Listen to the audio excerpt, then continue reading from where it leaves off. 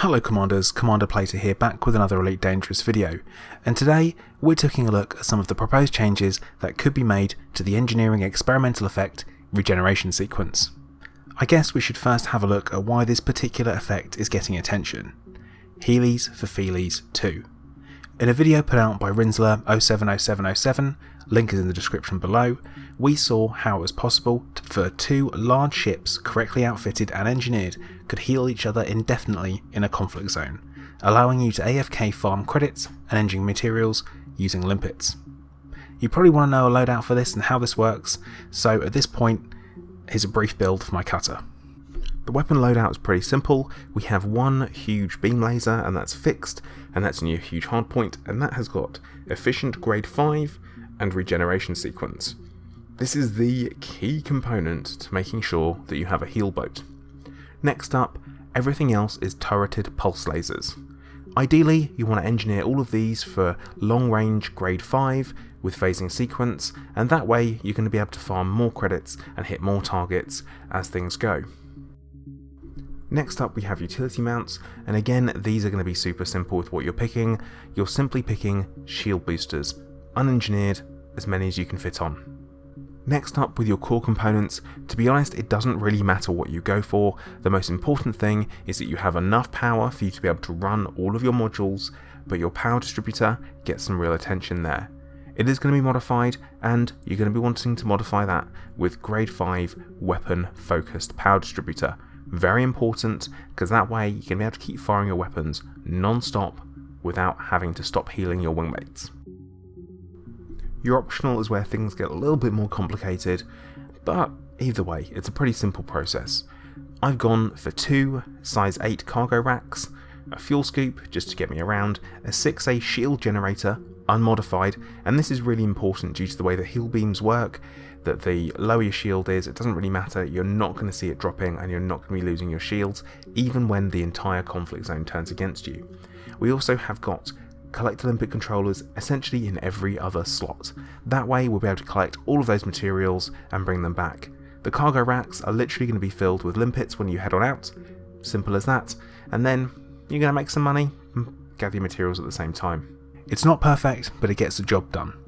Still, I do recommend you check out Rinsler's video for the outfitting and the full method. This is pretty absurd as far as things go, and the fact you can do it is just daft. Not the shield regeneration, just the rate.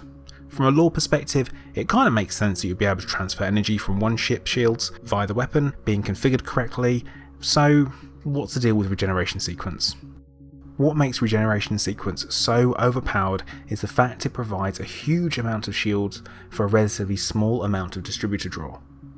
Some potential solutions for the overpowered effect have been suggested by lead designer Sandro Sammarco.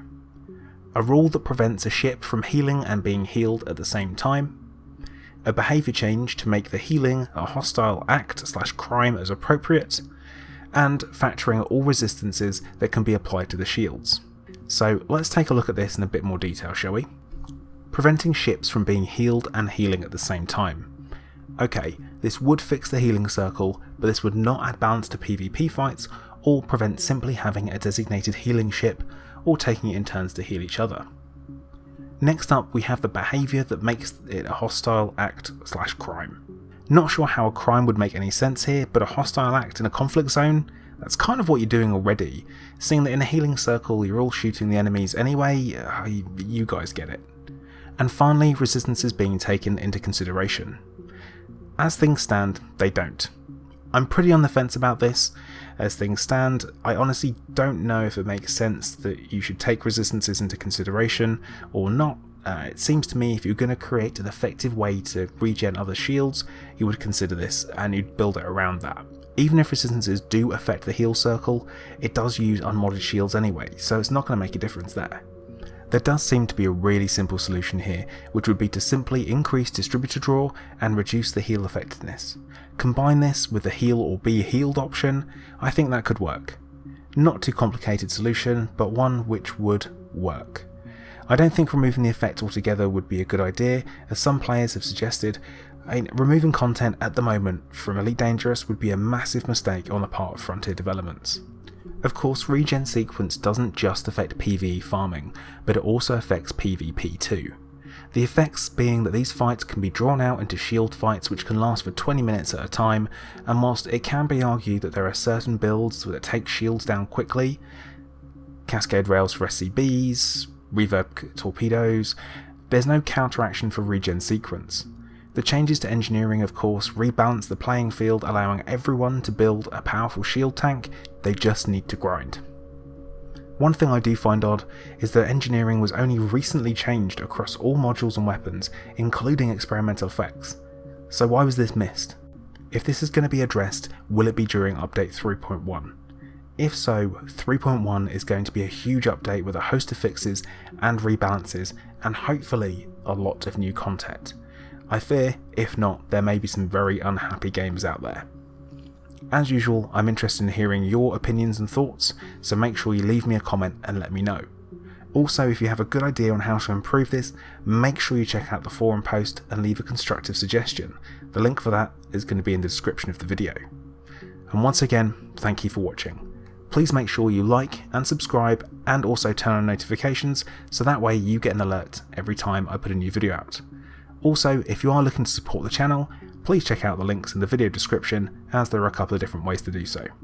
Once again, thank you for watching. Commander Plater, out.